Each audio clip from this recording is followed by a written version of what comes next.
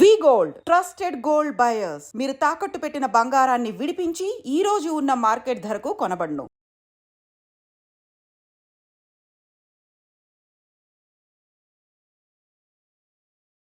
దాడికి ప్రతిదాడి, ఉగ్ర స్థావరాలపై భారత సైన్యం వీరోచితంగా విరుచుకుపడుతున్న తీరు ప్రతి ఒక్కరం చూస్తూనే ఉన్నాం. అయితే ఒకప్పుడు వార్ అనేటప్పటికీ డే లైట్లో అయ్యేది, కానీ ఇప్పుడు పగలు రాత్రి తేడా లేకుండా భారత సాయుధ దళాలు ఏ స్థాయిలో వాళ్ళు పోరాటం కొనసాగిస్తున్నారో, భారత పౌరులను ఎలా సంరక్షిస్తున్నారో మనం గత 3-4 రోజులుగా జరుగుతున్నటువంటి పరిస్థితులను చూస్తున్నాం. పెహల్గాం దాడి తర్వాత ఇలాంటి ఒక ఉత్కంఠభరితమైనటువంటి సిచ్యువేషన్స్ వస్తాయి అని కూడా ఎవరు ఊహించి ఉండరు. కానీ go and tell to Modi అన్న తర్వాత ఉగ్రవాదులు ఏదైతే మన భారతీయ మహిళలు కన్నీళ్లు పెట్టుకుంటున్న సిచ్యువేషన్ని కూడా క్రూరత్వంతో వాళ్ళు చేసినటువంటి వ్యవహారం ఏదైతే ఉందో, వాళ్ళు మాట్లాడిన ప్రతి మాట ప్రైమ్ మినిస్టర్ మోడీ సీరియస్గా తీసుకున్నారు. భారత సైన్యాన్ని సిద్ధం చేశారు. ఎలాంటి సిచ్యువేషన్లోనైనా యుద్ధానికి సిద్ధంగా మనం ఉండాలి, లోడెడ్ గన్స్ లాగా అని చెప్తున్నటువంటి మోటివేషన్ స్టేట్మెంట్స్ ఇవన్నీ మనం చూస్తూనే ఉన్నాం. సో అలానే పబ్లిక్ కూడా చాలా వరకు అవేర్నెస్ కల్పించే విధంగా సేఫ్టీ డ్రిల్స్ ఇవన్నీ కూడా ప్రతి ఒక్కరిని ఒక ప్రిపరేషన్లోనికి తీసుకెళ్ళినటువంటి సందర్భాలు. అయితే సోషల్ మీడియాలో ఈ మధ్య కాలంలో ఈ పెహల్గాం దాడి తర్వాత భారత సైన్యం బోర్డర్లో ఏదైతే వాళ్ళు చేస్తున్నటువంటి సేవల గురించి కావచ్చు, వాళ్ళు తిండి తిప్పలు మాని లేకపోతే అహర్నిశలు పనిచేస్తున్నటువంటి సర్వీసెస్కి సంబంధించిన వీడియోలు కూడా సోషల్ మీడియా వస్తున్నప్పుడు ప్రతి ఒక్కరూ ఒక రకమైన భావోద్వేగానికి గురవుతున్నారు. మనం ఈరోజు ఇంత హ్యాపీయెస్ట్ లైఫ్ లీడ్ చేస్తున్నామంటే ఎంతో దేశభక్తితో అక్కడ సేవ చేయడానికి వెళ్ళిన వాళ్ళు కనీసం కడుపు నిండా కూడా తినలేనటువంటి పరిస్థితిలో ఉన్నారు. రోజుల తరబడి వాళ్ళు ఎలాంటి ప్రిపరేషన్తో వెళ్తారు, ఇప్పుడు వార్లో పార్టిసిపేట్ చేస్తున్న వాళ్ళ పరిస్థితులు ఏంటి, ఇవన్నీ కూడా అక్కడ సర్వీస్ చేసి వచ్చినటువంటి మాజీ సైనికులు దుర్గారెడ్డి గారు మనతో పాటు ఉన్నారు, విశాఖపట్నం నుంచి, పెదవాల్తేరు నుంచి. సార్తో మాట్లాడి చాలా విషయాలు తెలుసుకుందాం. ఎందుకంటే ఏదో వార్ జరుగుతోంది మనం ఇంట్లో కూర్చొని టీవీలో చూస్తున్నామని కాదు, కానీ సైనికులు అక్కడ ఎలాంటి ఇబ్బందులు పడుతూ ఉంటారు, ఒకవేళ వార్కి సిద్ధపడాలి అంటే గనుక వాళ్ళు ఎలాంటి ప్రిపరేషన్తో, ఇవి మిసైల్స్కి సంబంధించి, ఎక్విప్మెంట్కి సంబంధించి, టెక్నాలజీకి సంబంధించి మనకు పూర్తి అవగాహన లేకపోవచ్చు, కానీ ఫస్ట్ వాళ్ళ మనుగడ సాధించాలంటే వాళ్ళు ఎన్ని సాక్రిఫైస్ చేస్తున్నారు అనే విషయం కూడా మనం తెలుసుకోవాల్సిన అవసరం ఉంది. దుర్గారెడ్డి గారు, సోషల్ మీడియాలో చాలా పోస్టులు చూస్తున్నాం. ఒక జవాన్ అయితే ఇంత బాక్స్లో ఒక రోటీ ఏదో అందులో ఒక కర్రీ లాంటిది ఉంటే దాన్ని డిప్ చేసుకొని తింటున్నారు. ఆయనకి మధ్యలో దాహం వేసినట్టుంది. అక్కడ రాళ్ళ మధ్యలో కొంచెం వాటర్ కంటెంట్ లాంటిది ఉంటే ఆ పక్కన ఒక టిష్యూ పేపర్ తీసి దాన్ని అది డ్రాప్స్ వేసుకుంటున్నారు. అది మనం ఊహించగలుగుతామా అసలు? నేటి యువతకి నిజంగా ఏం తెలియదు మేడం, నిజం చెప్తున్నాను. అవన్నీ వాస్తవాలే, ఏదో టీవీ షూట్స్ కోసం లేదంటే ఎవరికో చూపించడానికో చేసింది కాదు. నేను లైవ్లో సర్వీస్ చేశాను, రాజస్థాన్లో సర్వీస్ చేశాను, జేఎండ్కేలో లే లదాఖ్లో సర్వీస్ చేశాను.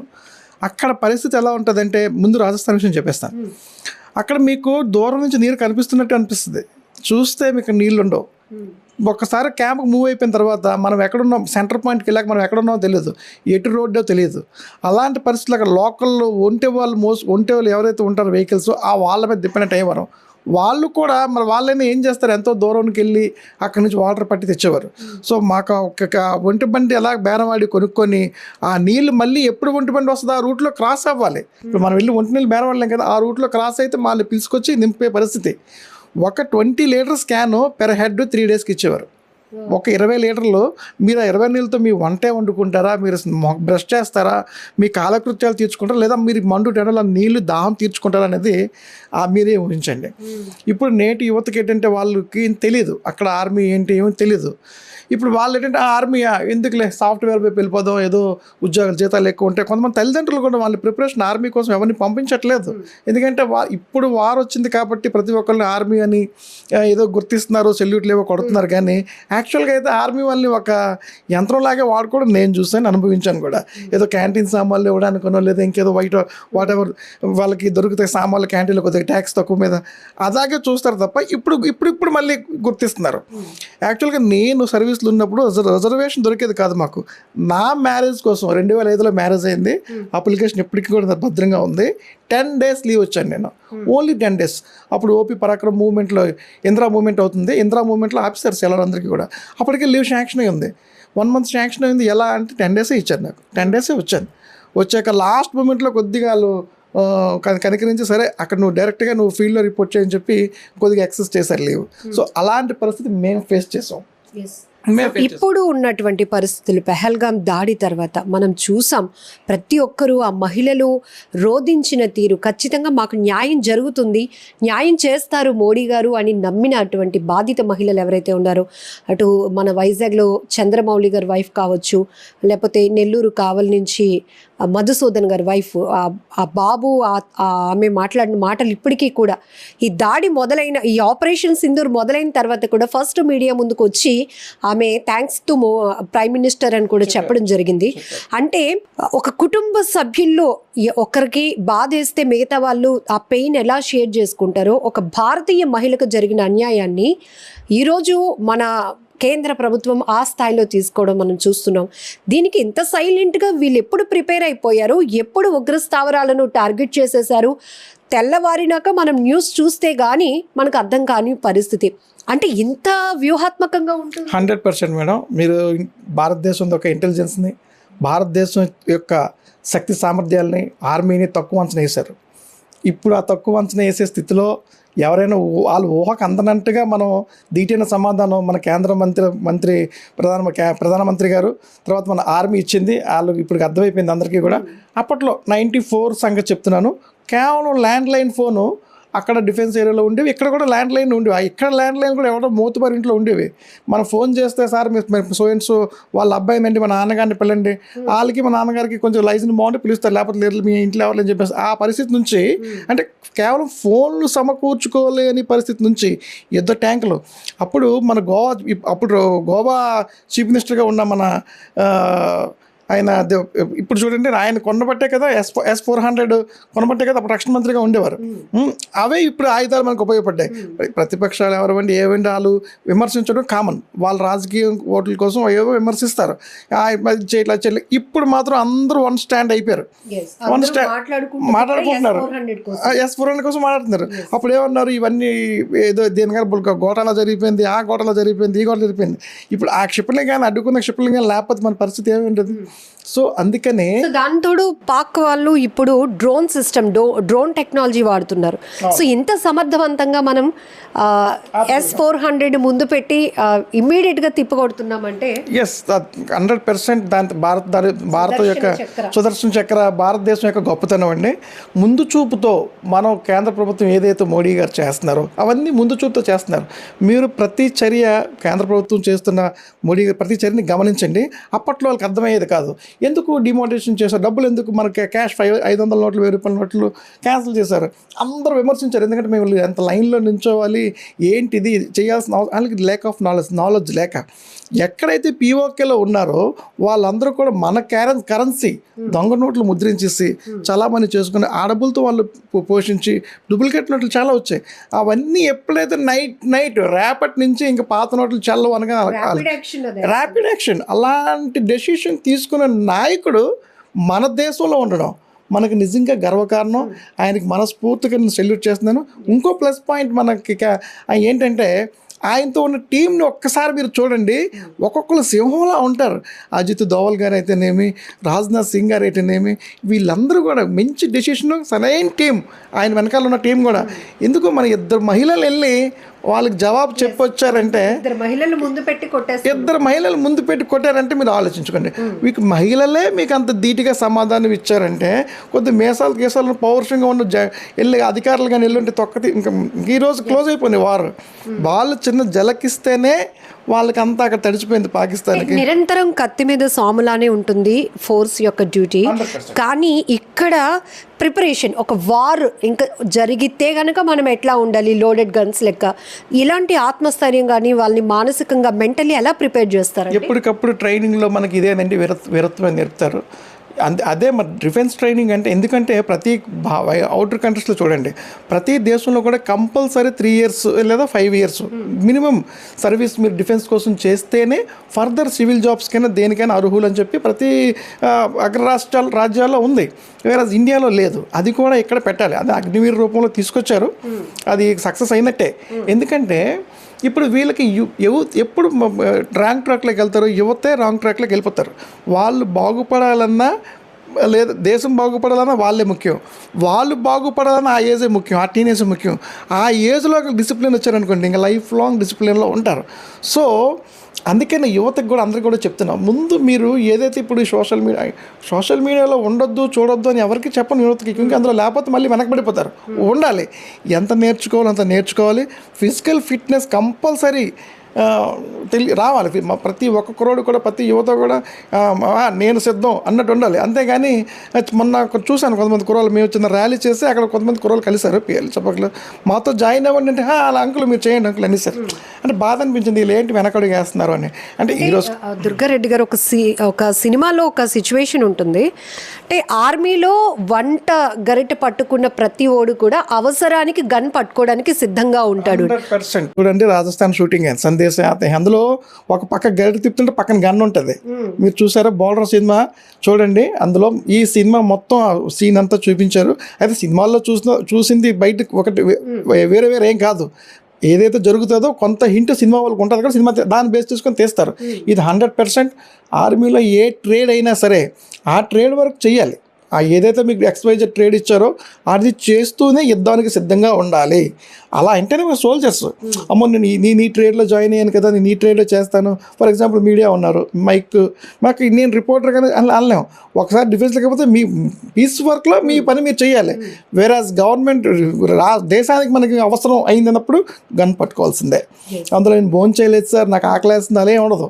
మీ ఆకలి అంటే గుర్తొచ్చింది సార్, ఇదే సోషల్ మీడియా మనకి చాలా నాలెడ్జ్ ఇస్తుంది. కొన్ని ఎమోషనల్ వీడియో చూడకూడని కూడా కంటపడుతున్నాయి. అందులో అసలు ఏం తీసుకెళ్తారు అంటే ఈ యుద్ధానికి, యుద్ధం రావచ్చు రాకపోవచ్చు, కానీ ఇప్పుడున్న ఉద్రిక్త పరిస్థితులను ఫేస్ చేయాలన్నా కూడా చాలా ఎఫెక్టివ్గా ఉండాలి, స్ట్రెంగ్గా ఉండాలి. కానీ ఇంత బాక్స్లో ఒక్క రోటీ ఇట్లా చూస్తున్నాము అంటే మనకు తెలియదు కాబట్టి కడుపు నిండా తినలేని పరిస్థితిలో ఆర్మీ వాళ్ళు ఉంటున్నారా అని బాధపడుతున్నాం. అది పక్కన పెడితే ఇప్పుడు ఒక 10 రోజులకో 15 రోజులకో 5 రోజులకో ఇట్లాంటి ప్రిపరేషన్తో వెళ్ళినప్పుడు ఏం క్యారీ చేస్తారు తినడానికి? 3 days వరకు మీకు మూవ్మెంట్ అయినంటనే వాళ్ళకి ఆర్డర్స్ వచ్చేస్తాయి. బాగా రెడీ అయిపోయింది. ఆల్రెడీ మూవ్మెంట్ చూసారు కదా మీరు. చాలామంది అడుగుతున్నారు, మనకి 22న అయితే లాస్ట్ మంత్ April 22 అయితే 7th May వరకు ఎందుకు వెయిట్ చేశారని సోకాల్ లీడర్స్ కొంతమంది డిబేట్స్ అంటున్నారు. ఇప్పుడు యుద్ధం అంటే వెళ్ళిపోవడం కాదు, వాళ్ళకి తెలిసి ఎంత ప్లానింగ్ అవసరం, ఎంత వ్యూహం అవసరం. మీరు ఒకటి చూసారో చూడలేదో, ఫస్ట్ అటాక్ మనది సింధూరం పేరుతో అటాక్ అయినప్పుడు కేవలం ఉగ్రవాదులే టార్గెట్ చేసాం.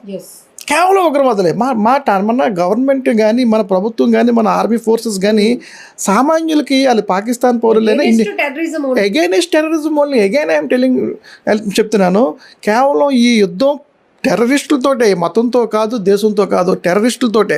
కాకపోతే ఆ టెర్రరిస్టులకి ఒక దేశం ఆర్థిక సాయంగా ఒత్తాసు పలుకుతుంది కాబట్టి వాళ్ళు ఇప్పుడు నిన్న ఎవరైతే ముష్కరులు చనిపోయారో వాళ్ళు వెనకాల ఆ దేశం వెళ్ళి డిఫెన్స్ వాళ్ళు వెళ్ళి సపోర్ట్ చేయడం ఏంటంటే జెండా కప్పడం, అది రాంగా కదా. ప్రపంచ మీడియా చూస్తుందా చూడలేదా?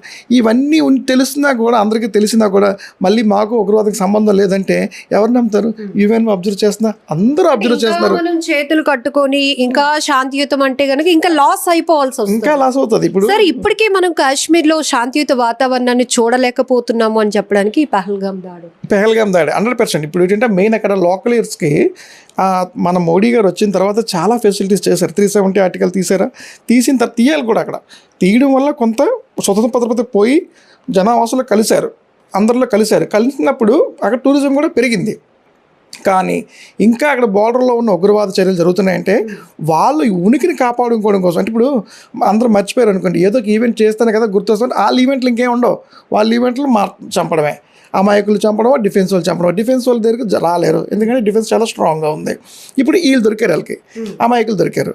వాళ్ళ ఉనికిని కాపాడడం కోసం మాత్రమే ఇలాంటి పిరికిపని చర్యలు చేశారు. దానికి దీటైన సమాధానం ఇద్దరు మహిళలు, ఒక సిక్ మహిళ, ఒక ముస్లిం మహిళలతోనే కొట్టించాడు. ఈ సింధూరంతోనే వాళ్ళ సింధూరం తీయించాడు. ఇది ఇప్పుడు ఎందుకు మళ్ళీ జరిగిందంటే వాళ్ళు రీఅటాక్ మనకి ఆ బార్డర్ ఏరియాలో సామాన్య ప్రజలు చంపారు కాబట్టి మళ్ళీ వేశారు కాబట్టి మరి వీళ్ళు వెనకాలేదు. ఇప్పుడు మన గవర్నమెంట్, మన త్రివిధ దళాల మోటో ఏంటి? సామాన్యులకు మేము హాని చెయ్యము, మీరు చేస్తే మేము ఊరుకోం. ఆ రోజులు పోయాయి. ఇక్కడ ఈ చెంప మీద కొడితే ఈ చెంప చూపించండి అనే నాయకుల రోజులు పోయాయి. ఇంకా ఈ చెంప మీద కొడితే ఈ చెంప చూపించండి, నేను శాంతియుతంగానే అంతా సాధించాను అని ఎవరైనా అంటే అప్పుడు గతంలో మనకి నేర్పించింది అలాగే, పుస్తకాల్లో రాసింది అలాగే, శాంతియుతంగా అంతా సాధించాం. కానీ బ్యాక్గ్రౌండ్లో మరి చాలామంది అమరవీరులు, ఎంతోమంది స్వతంత్ర యోధులతో ప్రాణాలపై వాళ్ళ సంగతి ఏంటి? వాళ్ళ ప్రాణాలు ఉత్తున ఎందుకు తీస్తారా? తీయలేదు. వాళ్ళు పోరాటం చేశారు. వాళ్ళందరూ సమైక్యంగా పోరాటం చేశాక ఎవరికో ఒకరికి క్రెడిట్ ఇవ్వాలి. కాబట్టి అప్పుడున్న గవర్నమెంట్ ఎవరికో అంటే ఈ ముందు నడిపే వ్యక్తి ఉంటారు కాబట్టి వాళ్ళ పేరు అలాగా హైలైట్ చేసుకొచ్చి పుస్తకాల్లో రాశారు. అదే మనం తెలియని యువతకి అదే కదా. ఇప్పుడు ఈ ఆపరేషన్ సింధూర్కి లీడ్ చేసిన క్యాడర్ ఆఫీసర్స్ ఎవరైనా కావచ్చు, కానీ ఈ పోరాటంలో పాల్గొన్న ప్రతి ఒక్కరు, ఈవెన్ మీరు చెప్పారు ఆర్మీలో పనిచేసిన వంట వ్యక్తి కూడా గన్ పట్టిన వాళ్ళకు కూడా క్రెడిట్ వెళ్తుంది 100%. ఇప్పుడు అక్కడ ఉన్న బెటాలియన్ ఎంతమంది ఉన్నారో అందరికీ credit goes to each and every one. కోల్పోయాం. ఇప్పుడు ఈ వార్లో కోల్పోయాం. రెగ్యులర్గా జేఎండ్కే బార్డర్ అవ్వండి, ఆ బార్డర్ అవ్వండి, రెగ్యులర్గా ఏదో ఒక ఇన్సిడెంట్ అవుతూనే ఉంటుంది. అవన్నీ బయటికి రావు, మీడియాకి చెప్పరు, ఎందుకంటే క్యాజువాలిటీస్ అవుతుంటాయి, కామన్ అది. ఇప్పుడు ఇంత పెద్ద పహల్గామో ఎంత పెద్ద ఘటన అయింది, సివిలియన్స్ అటాక్ చేశారు కాబట్టి అవుతుంది. డిఫెన్స్ జీవితం అంటే మేము ఫేస్ చేసాం. ఎన్ని ఫేస్ చేస్తున్నా కూడా రిజర్వేషన్ లేకుండా ఇప్పుడు కూడా రిజర్వేషన్ ఉండట్లేదండి. బాత్రూమ్ స్లీపర్ క్లాస్, ఇప్పుడు స్లీపర్ ఏసీ కోచ్లు ఇప్పుడు పెరిగాయి. అప్పుడు అన్ని స్లీపర్ కోచ్లు ఎక్కువ ఉండేవి. ఏసీలో వెళ్తున్నారంటే కోటీశ్వర్లు వాళ్ళు. ఆ స్లీపర్ కోచ్లో పక్కన బాత్రూమ్ దగ్గర కూర్చొని జర్నీ చేసిన రోజులు నేను మర్చిపోలేను. మా వైఫ్ ప్రెగ్నెంట్, మేము అక్కడ అలహాబాద్లో ఉండేవాడిని. వస్తే అప్పుడు రిజర్వేషన్ కన్ఫర్మ్ అవ్వలేదు, వెయిటింగ్ లిస్టే. అక్కడ బాత్రూమ్ దగ్గర ఒక 10 hours జర్నీ అయిన తర్వాత అక్కడ side 72 upper birth lower birth చూసి మిస్సెస్కి సీట్ కాల్ దగ్గర కూర్చోమ్మను అన్నాడు. 12 hours జర్నీ అయ్యాక రిమైనింగ్ జర్నీ నేను కంటిన్యూస్ వనజయంతి ఎక్స్ప్రెస్ బాత్రూమ్ దగ్గర కూర్చొని వచ్చాను. అలా సూట్ కేసు మీద కూర్చొనే వచ్చాను. అప్పుడు మేము కూర్చొని జర్నీ చేసేటప్పుడు ఆల్మోస్ట్ తెలిసిపోద్ది అందరికీ, డిఫెన్స్ వాళ్ళని కటింగ్గా చూసి తెలిసిపోద్ది. అయినా సరే జాలిపడేవారు ఏం కాదు. అంటే వాళ్ళ టికెట్లో ఏదో చూస్తారు అంత హాని, అక్కడే వాష్ చేస్తారు, అక్కడే మా మీద నీళ్ళు దులిపి వెళ్ళిపోయేవారు. అండ్ మాకంటే బాధ అయితే అనిపించింది, ఏంటి డిఫెన్స్కి ఇంతైనా రెస్పెక్ట్ అని. కానీ ఏం చేస్తాం, ఏం చేయాలి, రిజర్వేషన్ లేదు. ఇవన్నీ ఇప్పుడు మళ్ళీ ఓకే జై జవాన్. ఇప్పుడు అక్కడ జవాన్లు మీకు కాపు కాయబట్టి, జవాన్లు ధైర్యంగా తమ లైఫ్ అంతా సాక్రిఫైస్ చేయబట్టి, at the age of 17 I was enrolled in the army. 17 years I did there. So original engage what we have to enjoy. 17 ఏళ్ళు కుర్రాడు, 20 ఏళ్ళు కుర్రాడు ఎంజాయ్ చేయాల్సిన వయసు అంతా మేము అక్కడ కనిపిస్తాం. 35 అంటే మిడిల్ ఏజే, మీకు ఆల్మోస్ట్ అయిపోయింది. ఇంకా 35 రిటైర్ అయ్యొచ్చు. 35 తర్వాత మళ్ళీ రీఎంప్లాయ్ కోసం ఏదో పని చేయాలి, ఎక్కడో ఎత్తుక్కోవాలి, మళ్ళీ ఏదో అదే లక్. 42 ఎగ్జామ్స్ రాశాక నాకు మళ్ళీ గవర్నమెంట్ జాబ్ వచ్చింది. అంటే కంటిన్యూ ఈ కాంపిటీషన్ తట్టుకొని రాయాలి. ఒక రకమైన ఆవేదన కనపడుతోంది మీరు. అంటే ఇలాంటి అప్పుడు మన అందరికీ దేశభక్తి ఉప్పొంగుతుంది, జవాన్ల సర్వీస్ ని సెల్యూట్ చేస్తాం, అన్ని చేస్తాం. కానీ రెగ్యులర్ గా కూడా మనం ఇంత కంఫర్ట్ గా, ఇంత హ్యాపీయెస్ట్ గా ఉండగలుగుతున్నామంటే బిహైండ్ ద సోల్జర్స్ 100%. దుర్గారెడ్డి గారు ఇంకొక మాట, ఈరోజు అంటే ఈ సిచ్యువేషన్స్ అన్నీ చూసిన తర్వాత ఉగ్ర స్థావరాలను మన సాయుధ దళాలు మట్టుబెట్టాయి, పాక్ వ్యూహాల్ని స్ట్రాటజికల్గా మనం తిప్పికొడుతున్నాం. అందులో నెక్స్ట్ లెవెల్ ఇంకా భద్రతకి, అంటే పౌరుల భద్రతకి సంబంధించి కూడా ముందస్తుగానే కేంద్రం ఎంత అలర్ట్ చేస్తుందంటే డ్రిల్స్ నిర్వహించడం కావచ్చు, లేకపోతే ఈ డార్క్ లైట్ చూసాం కదా. సో మనం శత్రువులు కంట పడకుండా ఉండాలి అంటే మనం అసలు సివిలియన్స్ ఎట్లా తమను తాము ప్రొటెక్ట్ చేసుకోవాలి అన్న ప్రిపరేషన్ కూడా ఇచ్చింది. సో ఇందులో కూడా మనం సక్సెస్ అయినట్టే. 100% సక్సెస్ అయ్యాం, 100% సక్సెస్ అయ్యాం. ఇప్పుడు అంటే యువత కూడా ఈ సోషల్ మీడియా అంతా చూస్తున్నారు. ఒకప్పుడు అంటే ఏం తెలియదులే, ఎక్కడ ఏం జరుగుతుందో తెలిసేది కాదు. ఇప్పుడు గతంలో ఏంటంటే గత ప్రభుత్వాన్ని విమర్శించకుండా సోషల్ మీడియా కూడా లేదు. ఇప్పుడు చేయడం చిట్టుకు మనం తెలుస్తుంది, వాళ్ళకి కొంత గవర్నమెంట్ ద్వారా తెలుసుకుంటున్నారు. నేర్చుకుంటున్నారు, కొంత వాళ్ళు కూడా చూసి నేర్చుకుంటున్నారు, ఎడ్యుకేటెడ్ అయ్యారు అంటే ఎవరైతే తప్పుదో పడుతున్నారో అందరినీ అలాగని కాదు, కొంతమంది సక్సెస్ రేట్ కూడా బాగానే ఉంది. ఇప్పుడు మన సోషల్ మీడియాలో చూసి అంతా సక్సెస్ అయినట్టే. చాలా మంది కొంతమందిని ఇన్స్పిరేషన్ కూడా తీసుకోవాలి. ఎందుకంటే మనం చూసాను, మన ఏపీ కుర్రాడు గొర్రెల కాపరి కుర్రాడు ఐపీఎస్ ఆఫీసర్ అయిన న్యూస్ కూడా చూసాం. వాళ్ళు చూస్తుంటే మాకే ఉత్సాహం వస్తుంది. అంతా వీళ్ళు కూడా ఎంత కష్టపడుతున్నారు అవుతుంది అంటే. అలాగే ప్రతి ఒక్కరూ కూడా రెస్పాన్సిబిలిటీగా తమ బాధ్యతగా, ఓకే మీరు దేశంకి వెళ్ళి సర్వీస్ చేసి మీకు అవకాశం దొరకలేదు, లేదా మీకు ఆ వ్యూలో లేరనుకోండి, సోషల్ రెస్పాన్సిబిలిటీ మీ సరౌండింగ్స్ మీరు కాపాడండి. చిన్న అవేర్నెస్ ప్రోగ్రామ్స్ అండి. ఓకే ఎవరేమనుకుంటారు, ఎవరేమనుకోరు. మీరు ఒక మంచి పని చేస్తే ఆ రోజు చుట్టుపక్కల మీ ఫ్రెండ్స్ చూసి నవ్వచ్చు, లేదా మీ గ్రామం నీకెందుకు అనొచ్చు. కానీ అదే చేస్తూ పండి ఎస్ ఈజ్ ద రెస్పాన్సిబుల్ గై.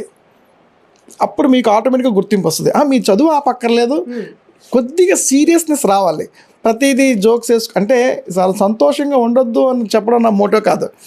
భారతదేశంలో సైన్యంలో ఉన్న కుర్రోళ్ళందరూ కూడా యువతే.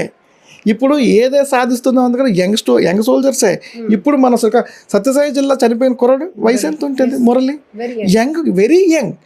Very young at the age of 22 years he was on the border. Even మీరు చెప్తుంది చాలా గ్రేట్ వర్డ్స్. ఎందుకంటే మన సోల్జర్స్ ఎవరైతే ఉన్నారో వాళ్ళు ఎంత సాక్రిఫైస్ చేస్తున్నారు అంటే మనం చూడొచ్చు. సర్వీస్ అయిపోయిన వాళ్ళతో ఇట్లా ఇంటర్వ్యూస్ తీసి తర్వాత వాళ్ళు పడిన కష్టాలు చూపించడం ఒక ఎత్తు అయితే, ఇప్పుడు చాలా యువత ఇంట్రెస్ట్గా దేశానికి సేవ చేయడం కోసం ఫోర్స్లోకి వెళ్తున్న వాళ్ళు కూడా సోషల్ మీడియాని చాలా చక్కగా వాడుతున్నారు. సార్ మేము ఇక్కడ ఇన్ని కష్టాలు పడుతున్నాం, మీరు అక్కడ మీ టైంని వేస్ట్ చేయకండి అని వెరీ క్లియర్గా వాళ్ళు బ్యూటిఫుల్ మెసేజ్ ఇస్తున్నారు. ఎందుకంటే అది చాలా ఇంపార్టెంట్. ఇప్పుడు నేను మీకు ఫస్ట్ మైక్ పెట్టగానే అడిగిన ప్రశ్న కూడా అదే. ఒక వ్యక్తి అందులో ఒక రోటీ తింటూ వాటర్ లేకపోతే రాళ్ళ మధ్యలో ఊరిన నీటిని ఆయన తాగారు. అంటే మేము ఇలాంటి కండిషన్లో మీకోసం పనిచేస్తున్నామని ఆయన చెప్పకనే చెప్తా ఉన్నారు. ఎస్ మేము అదే అంటున్నాం మేడం. అక్కడ చాలా కష్టాలు డిఫెన్స్లో. అంటే ఏదో ఇప్పుడు అందరూ ఏం చూస్తారంటే డిఫెన్స్ వాళ్ళకి ఏముందండి, 17 ఏళ్ళు చేస్తే పెన్షన్ వస్తుంది, తర్వాత వాళ్ళకి ఫ్రీ గ్రోసరీ క్యాంటీన్స్ ఉంటాయి, వాట్ ఎవర్ లిక్వర్ ఇస్తారు, వాళ్ళు ఎంజాయ్ జీవితాంతం. అలా కాదు. ఇవన్నీ కావాలి అంటే తమను తాను కోల్పోవాలి, దేశం కోసం సాక్రిఫైస్ చేయాలి. ఇంట్లో ఏదో ఫంక్షన్ ఉంటుంది, సెలవు రాలేరు, మీకు సెలవు ఇప్పుడున్న సిచ్యువేషన్లో ఎంతో ఆగిపోయావు. ఇది మ్యారేజ్ టైమింగ్, ఎంతో మంది పెళ్ళిళ్ళు ఫిక్స్ అయి ఉంటాయి, అయిపోతాయి. ఎంతో మంది ఇంట్లో ఏదో విషాదం జరుగుండొచ్చు, రాలేరు. ఎంతో మంది శుభకార్యాలు జరుగుతున్నారు, రాలేరు. రిజర్వేషన్స్ కూడా అయిపోయి ఉంటాయి. ఇంట్లో పరిస్థితులు పక్కన పెట్టండి సార్, చేసిన వాళ్ళని సడన్ గా ఒకరిని కోల్పోతే ఆ బాండింగ్ కూడా వాళ్ళు కట్ చేసుకొని అక్కడ మళ్ళీ వర్క్ చేయాలి. మరి మేము అదే చెప్తున్నాం మేడం. నేను 2000 మీరు గూగుల్లో కొట్టండి, క్లౌడ్ బరస్ట్ అయింది 2008 4th August నైట్. 2008 ఆగస్టు 4వ తారీఖున అర్ధరాత్రి క్లౌడ్ బరస్ట్ అయింది లేదాకా. అప్పుడు క్లౌడ్ బరస్ట్ అంటే పైనుంచి డ్రమ్ముతో నీళ్ళు వంపినట్టే 1 గంట పాటు కురిసింది వర్షం. డ్రమ్ముతో నీళ్ళు ఎలా అలాగా క్లౌడ్ పగిలిపోయి, మేఘాలు పగిలాయి. మేము కొండల మీద ఉండేవాళ్ళం లేదాకలో. ఆ దాటికి 1500 మంది పైన సింధు నదిలో కొట్టుకుని వెళ్ళిపోయే వాళ్ళు. ఎవరైతే బంకర్స్లో ఉన్నారో బంకర్స్ అలా మూసుకుపోయాయి, పైనుంచి మట్టి బురద మూసింది, ఇంకా బయటికి రాలేని పరిస్థితి. 3 days పోయాక నేను కూడా ఇందులో ఉండిపోతే, బ్యారక్లో ఉండిపోతే, అప్పుడు సిమెంట్ ఇల్లు కట్టారు.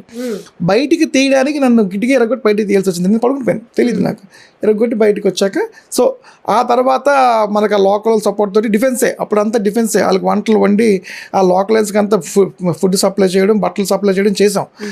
ఎవరైతే మన బంకర్లో ఉన్న బాడీస్ తీయడానికి మేము వెళ్తే లాగితే చెయ్యి వచ్చేది అంతే, అంటే బాడీ ఉండిపోయేది. ఇంకేం చేస్తాం? ఆ చెయ్యి ఎవరితో డిఎన్ఏ చేస్తుందో చూసి ఈ బంకర్ దాన్ని బట్టి. అందుకని ఇప్పుడు మీరు వెళ్ళేసరికి కొంత చిహ్నం కడతారు, మెడలోనే ఇక్కడ కడతారు అని చెప్పకూడదు ఓపెన్గాను. అంటే ఒకవేళ యుద్ధంలో కానీ ఏవైనా డ్యామేజ్ అయితే ఈ సైనికులకి వాళ్ళని ఎలా గుర్తించాలని ముందుగుంటా ప్రిడిక్షన్ చేసి వాళ్ళకి చేతికి ఒక ఇండికేషను, మెడకు ఒక ఇండికేషన్ కట్టేస్తారు. దాన్ని బట్టి తెలుస్తుంది సో ఈ అబ్బాయి సో అని తెలుస్తుంది, గుర్తుపడడం కోసం. లేకపోతే చిన్న భిన్నం అయిపోయింది కదా, తెలుస్తుంది. మైన్స్ పడ్డాయి, బ్లాస్ట్ అయిపోయారంటే ఎలా తెలుస్తుంది? సో ఇవన్నీ ఫేస్ చేయడం ఒక ఎత్తు. ఇప్పుడు దాంతోపాటు మీరు ఎన్నది ఫుడ్ టైంకి ఫుడ్ కూడా కావాలి, ఎంత పని చేసేటప్పుడు ఫుడ్ కావాలి, ఫుడ్తో పాటు నీళ్ళు కావాలి. దానికి తేడానికి మనిషి స్పేరం కావాలంటే ఎవరైతే ఆ ట్రేడ్ వ్యక్తి ఉన్నాడో తేవాల్సిన వ్యక్తి, ఆ వ్యక్తి కూడా పాల్గొంటున్నాడు యుద్ధంలో. ఆప్తన ఏమంటాడు, మీతో పాటు నేను ఫైట్ చేస్తాను, నేను మీరు ఎక్స్ట్రా డ్యూటీ కదా. సో ఇవన్నీ బర్డన్స్, ఇవన్నీ కుర్రోళ్ళకి ఎవరికి ఏం తెలియదు. కొంతమంది కొన్ని దగ్గర జాబ్స్ వచ్చేస్తాయి, జాబ్స్ రాగానే కొంత ఇన్కమ్ సంపాదించి వాళ్ళు ఏమనుకుంటారంటే నేను ఐఎమ్ ద హీరో, యువర్ అంటే మిగతా విషయాలు తెలియదు వాళ్ళకి. నాకెంత 50,000 జీతం వచ్చేస్తుంది, లేదా నేను ఐటీఐ చదివి పలానా దగ్గర ఫ్యాక్టరీలో జాబ్ వచ్చింది. ఇప్పుడు జాబు వచ్చిన కుర్రోడికి జాబు రాని కుర్రోడికి పెద్ద డిఫరెన్స్ ఏమి ఉండదు. మెరిట్లు 1-2 మార్కుల్లోనే పోతాడు. కష్టపడి ఇప్పుడు 5 కిలోమీటర్స్ రన్ ఎవరో చేస్తారు, ఫస్ట్ సెకండ్ని తీస్తాం మనం. థర్డ్ వ్యక్తి పరిగెట్టలేనట్ట 5 కిలోమీటర్లు పరిగెట్టినంటే జస్ట్ ఒక స్టెప్ వెనక ముందు. ఇప్పుడు క్రాస్ కంట్రీ చూస్తాం అంటే అంతే కష్టం వాళ్ళు పడతారు, వాళ్ళు బ్యాడ్ లక్ అంతే. మీకు ముద్ర రాసి పెట్టిన రాసి పెట్టలేదు. కానీ మాట అండి, ఇప్పుడు ఒక మాజీ సైనికులుగా మీరు చెప్పండి, మోడీ గారు ఒక స్టేట్మెంట్ ఇచ్చారు, ఖచ్చితమైన ప్రతీకార చర్య ఉంటుందని. మీరు ఎక్స్పెక్ట్ చేశారా ఇట్లాంటి అటాక్స్ ఖచ్చితంగా జరుగుతాయి? 100% మేడం, నేనైతే 100% ఎక్స్పెక్ట్ చేశాను. కొంతమంది అంటారు యుద్ధం రాకుండా ఉంటే బాగుండేమని, ఎవరో ఒపీనియన్ వాళ్ళు చెప్తారు. కానీ మేమైతే ఎక్స్పెక్ట్ చేసాం. ఎందుకంటే ఆయన మోడీ గారు లాగా డెసిషన్ మేకరు. నేనైతే చూడలేదు, భవిష్యత్తులో మరి చూస్తానో చూడలేదు తెలియదు. ఇది దీటైన చర్య, ఇలాంటి చర్య నేను ఎక్స్పెక్ట్ చేశాను. ఇంత గట్టిగా, కానీ ఇంత ఇలా చేస్తే ఒక నైట్ దొలగొడతాను అనుకోలేదు. మా వీర మహిళలు ఇద్దరికి కూడా జోహార్లు బీడేయమని చెప్తున్నాను. Big salute. మా సోదరిమణి, my sister Sofiya, my sister Vikrama Singh madam గారికి, వింగ్ కమాండర్ మేడంకి ఇద్దరికి కూడా salute. Because Vyomika Singh both are did good job. యుద్ధంకి సిద్ధం అవుతున్నారు, వాళ్ళు ఎక్కుతున్నారు జెట్లు అంటే తిరిగి వస్తావో రామో అన్న అందరికీ ఉంటుంది. అమ్మో అక్కడికి వెళ్ళి బార్డర్స్కి వెళ్ళి మీరు వాళ్ళని కొట్టి మళ్ళీ రిటర్న్ రావాలి. ఇప్పుడు మనం ఎంత సిద్ధంగా ఉన్నామో వాళ్ళు అంత సిద్ధంగా ఉంటారు కదా. అమ్మో వస్తున్నాయి జట్లు వస్తున్నాయంటే వాళ్ళు కూడా ఇవ్వచ్చు, రావచ్చు రాకపోవచ్చు, ప్రతి వ్యూహాలతో వాళ్ళు ఉంటారు కదా. ఇప్పుడు ఈ సిచ్యువేషన్ ఫ్రీ సిచ్యువేషన్ కాదు కదా. కానీ వాళ్ళు అంత ధైర్యంగా లీడ్ చేసి, అంటే వెనకాల టీం ఉంటుంది ఉంటారు, కానీ ముందు వీళ్ళు లీడ్ చేశారు. వెళ్ళి వాళ్ళు అక్కడ మిజైల్స్ కొట్టేసి మళ్ళీ రిటర్న్ వచ్చేసారు. అది నిజంగా విక్టరీ. ఈ సింధూర్ ఆపరేషను మీకు మళ్ళీ చరిత్ర రాసుకోవాల్సిందే.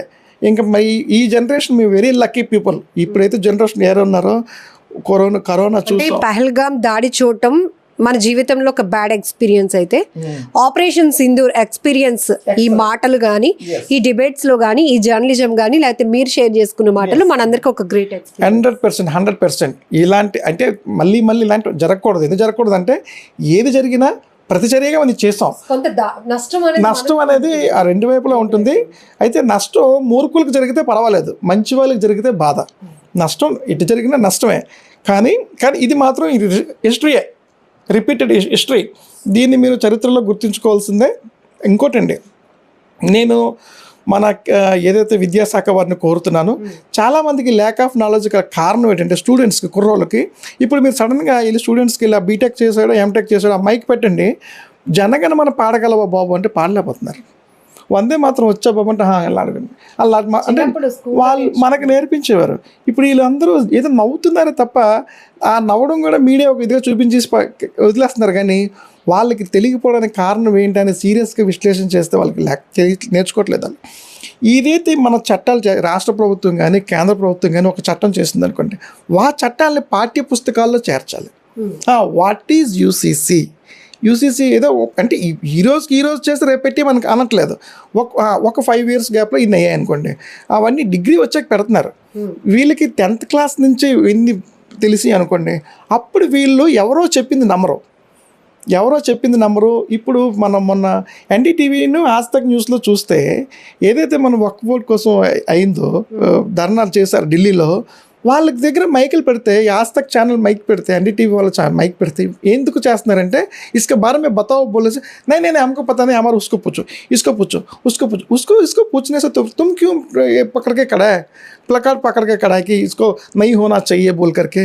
You have to know something, ये क्या है, इसमें नुकसान क्या है, अच्छा क्या है, మంచి ఏంటి చెడు ఏంటి, ఇది ఇంప్లిమెంట్ చేస్తే లాభమా నష్టమా, అందులో నాకు నష్టం ఏంటి, దేశానికి లాభం ఏంటి అనేది దే హ్యావ్ టు నో. అప్పుడు కదా నువ్వు ధర్నా చెయ్యాలా వద్దా అనేది డిసైడ్ అవ్వగలవు. ఏమి సబ్జెక్ట్ ఇంకొకటి అడగాలనిపిస్తుంది. అడగండి. ఒక వ్యక్తిని మనం ఫేస్ చేయాలి అంటే ఆ వ్యక్తిలో ప్లస్ మైనస్ కూడా మనం తెలుసుకోవాలి. 100%. సో మీకు ట్రైనింగ్ టైంలో మనం ఏంటి, మన దేశ పౌరులు ఏంటి, మనం దేశం కోసం ఎట్లా సాక్రిఫైస్ చేయాలి, ఏమేమి ముందుకు ఎలా అగ్రెసివ్గా వెళ్ళాలి, ఓకే పాకిస్తాన్లో ఉన్నటువంటి ఉగ్రవాదం కావచ్చు లేకపోతే ఆ ఆర్మీకి సంబంధించిన ఫోర్స్ కూడా ఎలా ఉంటారు అనేది కూడా మనకి ట్రైనింగ్లో చెప్తారా సార్? అంటే క్రూరత్వం అంటే వాళ్ళ నుంచి మనం చాలా చూస్తున్నాం. ఎస్, అంటే మనం దుష్మన్ ఎలా ఎదుర్కోవాలి, శత్రువుని ఎలా ఎదుర్కోవాలనేది క్లియర్ కట్గా మనకి ట్రైనింగ్ ఇస్తారు. వాళ్ళు ఏం చేస్తారు, మనం ఎలా ఫేస్ చేయాలనేది ట్రైనింగ్లో చెప్తారు. అవన్నీ నేర్చుకుంటాం. అంత క్రూరత్వంగా చేయాలి కొన్ని ట్రూప్స్ ఉన్నాయి, వాళ్ళకి కఠినంగా నేర్పిస్తారు. దాన్ని మనం కమాండో అని, బ్లాక్ క్యాట్ అని రకరకాల పేర్లతో పిలుస్తాం. అవన్నీ ఇప్పుడు సీక్రెట్స్ చెప్పకూడదా చెప్పొచ్చా అనే కన్నా ప్రతిదీ కూడా గూగుల్లో తెలిసిపోతుంది. అంటే మన ట్రైనింగ్ కోసం అసలు ఎక్కడ రివీల్ చేయొద్దు, బట్ వాళ్ళ మెంటాలిటీస్ ఎట్లా ఉంటాయి అనేది ఓన్లీ మనం మాట్లాడుకున్నది పాక్. అర్థమైంది. ఇప్పుడు ఏంటంటే వాళ్ళ మెంటాలిటీ చాలా క్రూరంగా ఉంటుంది. మనం ఏంటంటే శత్రువుల్ని మనకి వాళ్ళు హాని చేసినా చేయకపోయినా వాళ్ళ స్టడీ బట్టి, గ్రంథాలు బట్టి ఏటట్టు ఉందో మాకు మంది ఓపెన్గా చెప్తే మళ్ళీ వాళ్ళు ఫాలో అయిపోతారు. వాళ్ళు మనం అలా కాదు, అందరూ మనం బాగుండాలి, అందరూ బాగుండాలి, అందులో మనం ఉండాలి, ఇదే చదువుకున్నాం మనం. వాళ్ళు అలా కాదు, వాళ్ళని నన్ను ఫాలో అవ్వని వాళ్ళు మంచి వాళ్ళు కాదు అలా చెప్తారు. సో అది తప్పు ఒప్ప అని వాళ్ళు డిసైడ్ అవ్వాలి. నా వ్యూ ఆఫ్ పాయింట్లో తప్పు. అందరూ బాగుండాలి, అందులో మనం ఉండాలి అనేది కరెక్ట్ సిద్ధాంతం. ఇండియా సిద్ధాంతం ఏంటండి, ఏకత్వంలో భిన్నత్వంలో ఏకత్వం అందరూ కలిసి ఉండాలి. అందరికి ఆ సిద్ధాంతం ఉండబట్టే మీరు చూడండి, ఇప్పుడు ఆర్థిక పరంగా కూడా మనం మంచి థర్డ్ పోస్ట్లోకి వచ్చాం. మీరు ఎకనామికల్ కూడా చూడండి. ఏదో మన కేంద్ర ప్రభుత్వం ఈ ఉద్యోగస్తులకి ఏదో ఎంప్లాయీస్కి చేయట్లేదని గోల్ పెడుతున్నారు తప్ప, మళ్ళీ వాళ్ళు దేశ భద్రత విషయంలో వాళ్ళని అడగండి. ఎంప్లాయీస్ దగ్గర మీరు మైక్ పెడితే నాకు స్టీల్ ప్లాంట్ అమ్మేశారు, అది అమ్మేశారు, ఈ గోలే పెడతారు. అదో ఒప్పుకుంటాను. వన్ సైడ్ అంటే ఏ మినిస్టర్ అయినా, ఏ ప్రభుత్వం అయినా, ఏ కేంద్ర ప్రభుత్వం అయినా, రాష్ట్ర ప్రభుత్వం అయినా ప్రతి పౌరుడికి న్యాయం చేయలేదు. అందరికీ న్యాయం చేసేయాలి అంటే మొత్తం ఖజానా కొన్ని కోట్లు అప్పు తెచ్చేయాలి వరల్డ్ బ్యాంక్ నుంచి. అందరిని సాటిస్ఫాక్షన్. ఇప్పుడు గత రాష్ట్ర ప్రభుత్వం పేరు ఎవరిది చెప్పను, ఇన్ని పథకాలు పెట్టినా ఓడిపోయిందంటే they are not happy, people not happy. Are you understand అన్నాడు. కానీ అయితే నా పాయింట్ అర్థమైపోయింది. డబ్బులు ఇస్తేనే ఓట్లు వేసేస్తారంటే కాదు, they are not still happy. అలాగని ఇప్పుడు కొత్తగా ప్రభుత్వం ఇంకేం స్టార్ట్ చేయలేదు, సంతోషంగానే ఉన్నారు. సో ప్రజల యొక్క నాడి పట్టుకోవడం అనేది వెరీ టిపికల్. వీళ్ళు ఎప్పుడు ఎలా ఉంటారో కూడా తెలియదు. ఆ వేవ్ అలాగ వెళ్ళిపోతుందంటే అంతే. ఇప్పుడు ఇన్ని పథకాలు ఇచ్చాం కాబట్టి మేము గెలాలనుకోవడానికి లేదు, మేమేమి ఇవ్వలేదు కాబట్టి మేమేమి చేయట్లేదు అనట్లేదు. ఎవరు వాళ్ళ రేంజ్లో వాళ్ళు చేస్తున్నారు.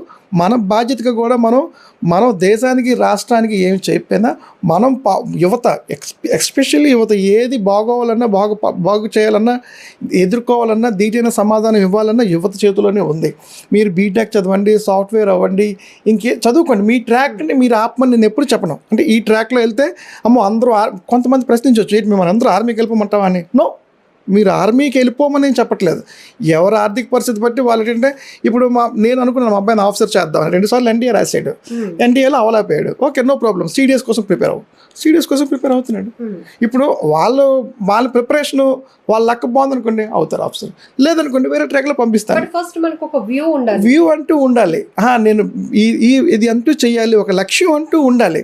అలా ఉండకుండా ఏదో అవుతుందిలే, ఏదో అవుతుందిలే అంటే కొంతమంది ఏమనుకుంటారంటే ఈయన ఊరికనే పిచ్చెక్కిపోతున్నారు, మా డాడీ ఊరికనే పిచ్చెక్కిపోతున్నారు. ఎక్స్పెక్టెడ్ ఎవరి డాడీ దాన్ని ఊహించుకోండి. ఆయన ఎంత చిరాకు ఉంటారా, బిజీగా ఉంటారా అంటే ఆయన బిజీగా ఉండబట్టే నువ్వు హ్యాపీగా ఉన్నావు, ఆయన రెస్పాన్సిబుల్గా ఉండబట్టే మీరు హ్యాపీగా ఉన్నారు. ఇక్కడ మనం హ్యాపీగా పడుకున్నామంటే అక్కడ ఎంత బిజీగా ఉన్నారు. నా పౌరులు కానీ, నా భారతీయ సైనికులు కానీ, నా మంత్రులు కానీ, కేంద్ర మంత్రులు కానీ, డిఫెన్స్ మినిస్టర్ XYZ వాళ్ళందరూ పడుకోరు. వాళ్ళంత టెన్షన్గా ఉండబట్టే మీరు ఇక్కడ రిలాక్స్గా పడుకున్నారు. సో భారతదేశ పౌరుల భద్రతే తమ బాధ్యతగా అక్కడ బార్డర్లో సైనికులు చేస్తున్న సర్వీస్ ఎంత కీలకమో ఇక్కడ సివిలియన్స్గా మన లైఫ్ మన ఇష్టం అనేది కాకుండా మనం కూడా ఒక బాధ్యత కలిగి ఉండాల్సినటువంటి అవసరం ఉంది. ఎందుకంటే ఇప్పుడు దుర్గారెడ్డి గారు ఆవేదన కూడా అదే, ప్రతి ఇంటి నుంచే ఒక బాధ్యత అనేది స్టార్ట్ అయినప్పుడు ఖచ్చితంగా దేశం భద్రత వైపు ఖచ్చితంగా ముందుగా వెళ్తుంది అనేది కూడా ఇక్కడ మనం గమనించవచ్చు. సెకండ్ థింగ్ ఏంటంటే ఇప్పుడు జరుగుతున్నటువంటి భారత పాక్ మధ్య ఉద్రిక్త పరిస్థితులన్నీ కూడా మనం కీలకంగా వాచ్ చేస్తున్నాం. ఎందుకంటే ఎప్పుడు ఏ క్షణం ఏం జరుగుతుందో, మనం ఎలా ఉండాలి, మనల్ని ప్రభుత్వం ఎలా ప్రిపేర్ చేస్తోంది అనేది ప్రతి ఒక్కరూ చాలా డిబేట్స్ జరుగుతున్నాయి. ఏ టీవీ ఛానల్ ఓపెన్ చేసినా రకరకాల విశ్లేషణలు మనం చూస్తూనే ఉన్నాం. కానీ ఈరోజు పహల్గామ్ దాడికి ప్రతి దాడి రివెంజ్ అనేది ఒక రేంజ్లో అయితే తీర్చుకుంటుంది మన భారత సైన్యం అంటంలో ఎలాంటి అతిశయోక్తి లేదు. దాంట్లో మన నారీమణులు, నారీ శక్తి ఏంటో కూడా ఉగ్రవాదులకి చూపించడమే కాదు, ఇప్పుడు మనపైనే తిరగబడుతున్నటువంటి పాకిస్తానీలకు కూడా మన సైన్యం ఏ రకంగా సమాధానం చెప్తుందో కూడా మనం చూస్తున్నాం. ఖచ్చితంగా అందరం కూడా జై హింద్ చెప్పాల్సిందే, జై భారత్ అని చెప్పాల్సిందే. ఇలాంటి సిచ్యువేషన్స్ మాత్రం అంటే ఆపరేషన్ సింధూర్ అనేది మాత్రం ఒక గ్రేట్ ఎక్స్పీరియన్స్ అని చెప్పాలి. ఇక్కడ మనం కేవలం త్రివిధ దళాల సాహసోపేతమైనటువంటి పౌరుషత్వం అనాలా, లేకపోతే వీరోచితమైన పోరాటం అనాలి, ఇవన్నీ కూడా మనం చూసి కొంత ఇన్స్పైర్ అవ్వాలి అనేది కూడా మాజీ సైనికుల యొక్క అభిప్రాయం. నిజంగా ప్రస్తుతం ఉన్నటువంటి సమాజం దేనికి ప్రయారిటీ ఇస్తుంది? ఆర్థిక సంబంధాల చుట్టూ మాత్రమే తిరుగుతుంది. మళ్ళీ ఎన్నికలంగానే చాలా విరక్తి కలుగుతాం. మంచి అనిపిస్తుంది కదా, లేడీస్ కూడా ఛాలెంజింగ్ జాబ్స్ చేసినప్పుడు చాలా బాగుంటది. ట్రాఫిక్ అసిస్టెంట్స్ గా నియమించిన ట్రాన్స్జెండర్స్ అందరితో సాల్యూట్ చేయించుకుంటున్నారు. ఫుడ్ డెలివరీ ఇవ్వటానికి వెళ్ళినటువంటి డెలివరీ బాయ్ అనిల్ పై కళ్ళ ముందు